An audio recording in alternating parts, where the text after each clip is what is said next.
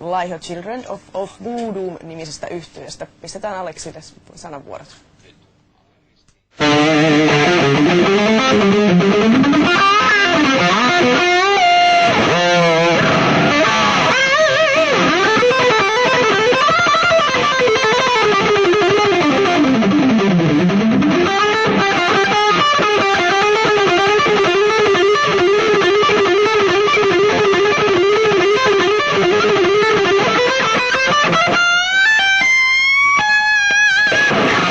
En ainakaan tällä hetkellä siis sillä, että kyllä mä siis soittanut niinku monia eri musatyylejä niinku pakostakin, koska niinku mä oon esimerkiksi käynyt Ogelissa ja siellä on jouduttu vetämään jatsia ja bossa novaa ja kaikkea muuta hauskaa, mutta ei se kuitenkaan niinku se mun juttu.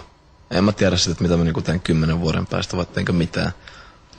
Että niin, sen näkee sitten, mutta siis tällä hetkellä kuitenkin niinku, se nyt on niinku mun sydämessä kuitenkin se musiikki, niin sitä mä haluan tehdä. Ja jos mä sitä saan tehdä eläkseni, niin se nyt on ihan täydellistä.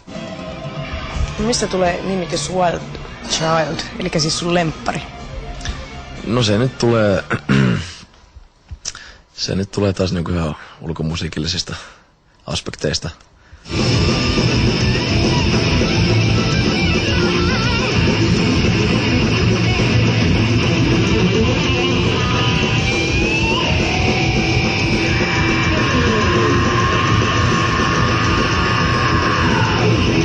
Onko sulla laisinkaan elämää musiikin ulkopuolella? Siis semmoista niin kuin ihan jotain aivan toista ääripäätä, mitä sä duunailet, tai mikä on sulle tärkeää? No ei oikeastaan, että niinku kaikki mitä mä duunaan koko ajan, niin se liittyy jollain tavalla niinku musiikkiin. Että en mä niinku duunaa, enkä mä halukkaan duunata mitään muuta. Et kun ei mua niinku oikein niinku kiinnostakaan hirveästi mikään muu, niin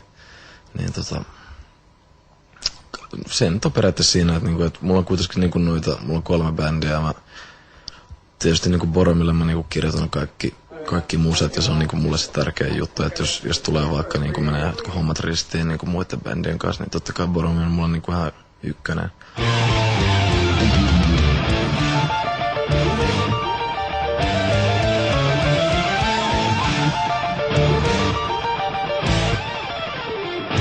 Pitäisikö sä enemmän itseäsi musiikin tekijänä vai kitaristina? No kyllä mä itteni niinku pidän enemmänkin ehkä kitaristina, mutta toisaalta kyllä mä niinku pidän itteni myöskin biisin kirjoittajana, koska sitä mä kuitenkin teen. Siis niinku Boromilla niinku mä kirjoitan ihan kaikki musat ja niinku mä sanoin, niin siis näillä muillekin bändeille, että kyllä mä niinku periaatteessa niinku biisin kirjoittajanakin itteni pidän, mutta kyllä mä mieluummin niinku haluan, että mut mielletään kitaristina kuin jonain sulkakynän jätkänä. Siis silleen, että en mä nyt niinku mikään säveltäjä ole kuitenkaan. Sanotaan viime kesästä niinku tähän pisteeseen, niin mä oon niinku treenannut enemmän kuin oikeastaan koskaan. Niin oon mä niinku huomannut siinä, niinku, että oon mä niinku välillä silleen, että ei helvetti, että niinku, että ei tää juttu olisi mennyt niinku vuosi sitten vielä. Et jos mä nyt vertaan niinku omaa soittoa, niin vaikka meidän niinku ekan levyyn, niin siis ei sillä ole niinku mitään tekemistä enää sen kanssa, mitä mä siellä soitin. Ja niinku en mä silloin olisi niinku pystynyt soittamaan näitä soloja, mitä mä nyt vedän esimerkiksi.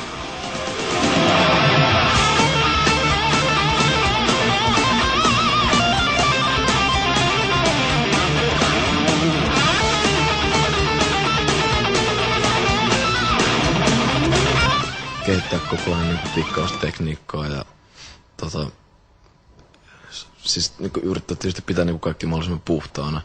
Et kyllä mä niinku tiedän omat rajani ja kyllä mä tiedän niinku oman nopeusrajoitukseni ja niin edelleen. Et en mä niinku ikinä lähde vetää mitään semmoista, mihin mä tiedän, että mä en pysty.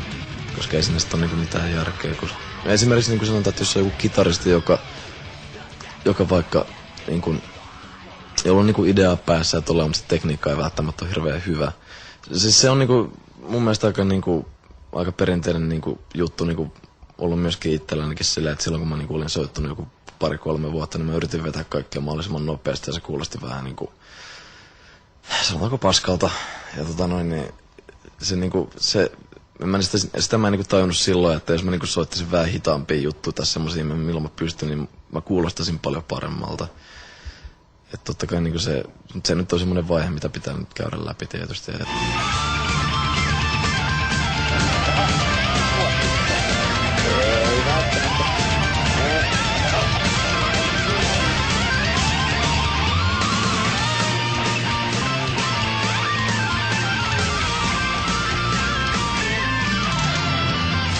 Itsemurha. Ouch, perustelut. En mä pysty elämään niinku ilman musiikkia tai kitaran soittoa, se on niinku ihan totuus.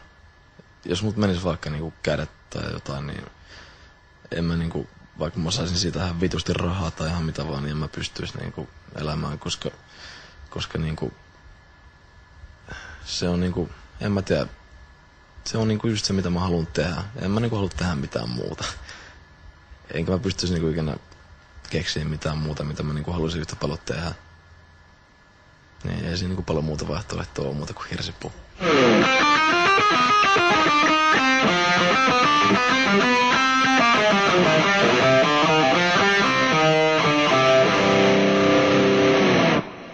No en mä nyt niinku itteni kyllä väittäis miksikään erakoksi, mutta no onhan siinä tietysti se, että jos on niinku silleen se niinku palo niinku, että haluu soittaa, niin totta kai niinku joutuu aika monesta asiasta niinku silleen luopumaan, että niinku treenaa paljon ja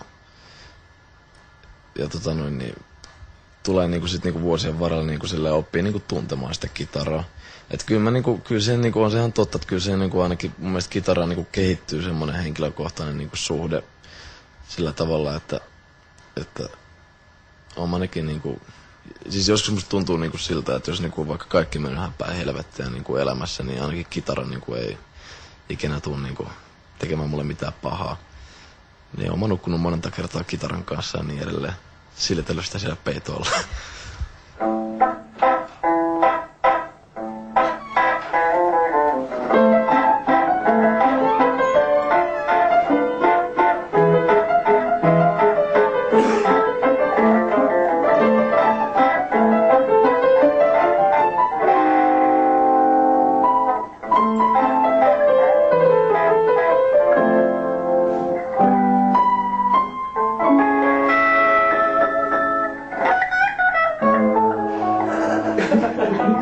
No ne nyt on aika paljon just niinku sosiaalisia juttuja, niinku, että ei nyt välttämättä pelkästään niinku kitaran takia, mutta aika paljon bändin takia on niinku just joutunut luopumaan niinku kavereista ja niinku tommosista jutuista. Ja mut niinku kitaran takia niin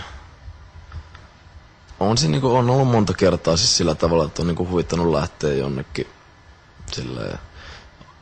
Huvittanut lähteä jonnekin duunaan jotain muuta, mutta sitten taas tietää, niin kuin, että parin päivän päästä joku tää juttu, joku äänitys tai mikä vaan, niin siinä on se, että ei vittu pysty lähteä, että pakko niin jäädä treenaamaan.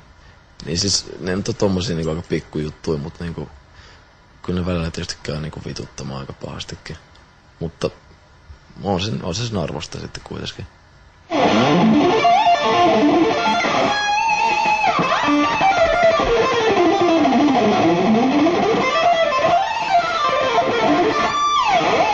No on niitä pari kertaa tullut ja se tuntuu kyllä, se tuntuu niinku aika älyttömältä kyllä. Koska niinku mä osaan ajatella itteeni niinku semmosena, joka ottaa vaikutteita, eikä semmosena, joka antaa vaikutteita. Ja se tuntuu aivan helvetin älyttömältä se tilanne. Mut sit taas toisaalta niinku,